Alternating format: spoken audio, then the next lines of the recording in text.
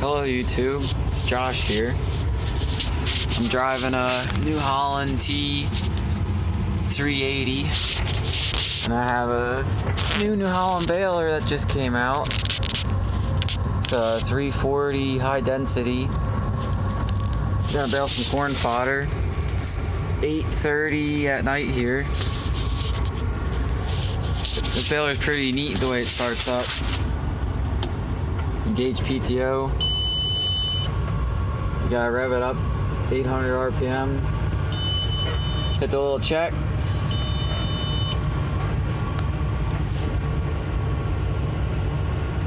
Hold on.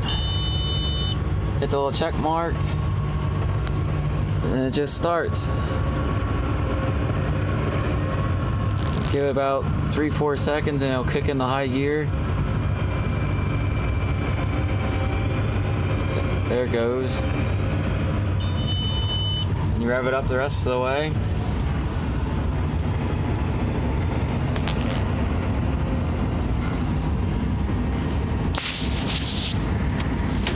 Pull front a little bit.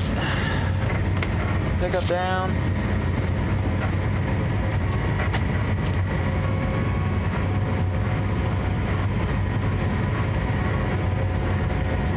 Baler has hydraulics to pick the whole thing up and down and get it set the right height.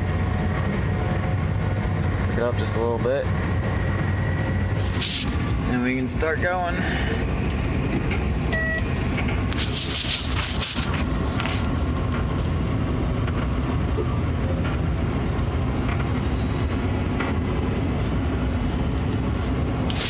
These rows are pretty little for this baler, but it's what the guy made for me to bale, so.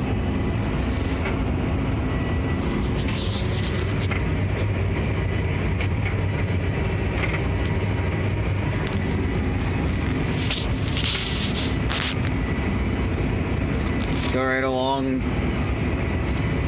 6.7 mile an hour, 10th gear. This is a power shift one, not a CVT.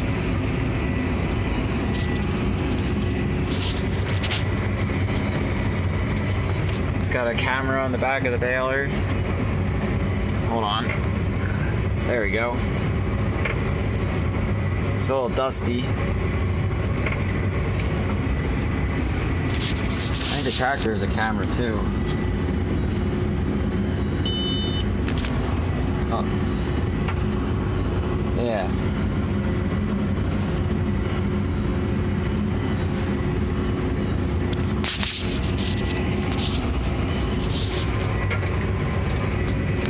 Eat stuff pretty good. Brand new Holland balers my whole life.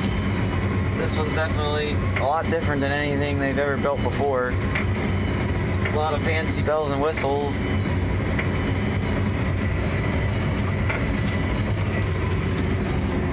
This tractor's pretty nice too. It's definitely improved from what our older 360 New Holland T8 is. They say you can crank the plunger load up to over 100% plunger load with this baler and really pack them tight, but the guy I'm baling for don't have a big enough loader to pick them up. Making about an 8.5 foot bale. They're tied. It's got the new knotters on it. Loop Master, I think they're called. It's no tails. It uses the whole string. There's nothing cut off at the knotter. It all goes out with the bale. Starting about a 12-acre field here or something. I should be able to finish up here about an hour. I think there's another 10-acre field after this one. It's supposed to be really cloudy and snow tomorrow. This tractor's really quiet. You hardly know the baler's even behind you running and the tractor's running. It hardly changes the RPM on the motor. The plunger has a huge flywheel on it. You hardly know it takes any power from the tractor once it's going.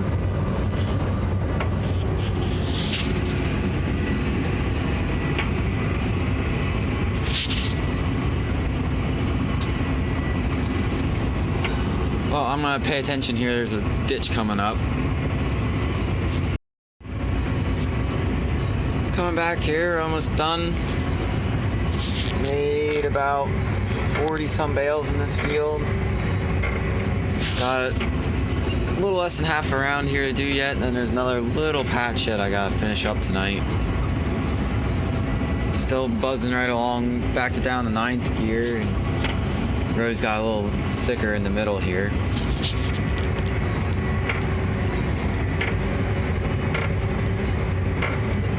A little diagram on the baler here. Once the bale gets almost to the end of the chute, it shows you the bale falling off and everything.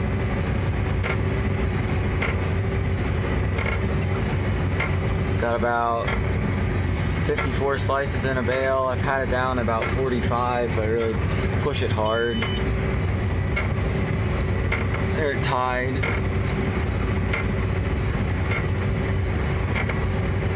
There's down 42 slices of bale. That one's really working the baler pretty good. These rotocup balers, you gotta really be careful. It'll go and go, and all of a sudden it'll just stop. It's not fun digging one of these out, that's for sure. You gotta know the limits of the machine. There it's showing the bale falling off the chute. Just fell off in the camera there. You can't really see it, it's too dusty. Makes a really nice square bale. Packed nice and tight. There's bale, it just fell off. There it is. This is the last row in this field. There, tied again.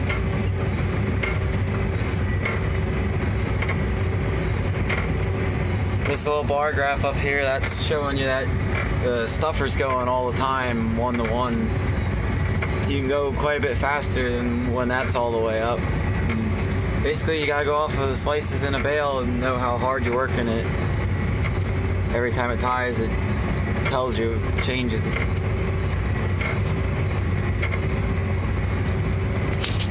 The little arrows up there showing you which side of the bale has more stuff in it than the other to try to get you to drive, so it's right there like that. It's good, nice and middle, even load on the plunger. You can go crazy if you look at that all day long. You kind of just gotta look straight ahead and just judge it as best you can. The RPMs in the tractor just hardly change. It's nice and smooth, barely changes 10 RPM, holds right about 1,000 RPM on the PTO, 1,800 on the tractor.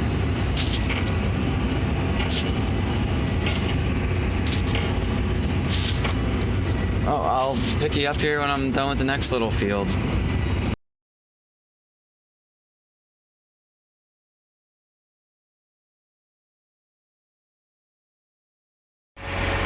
I'm going to show how the baler lifts up and down. You just gauge number 2 hydraulic.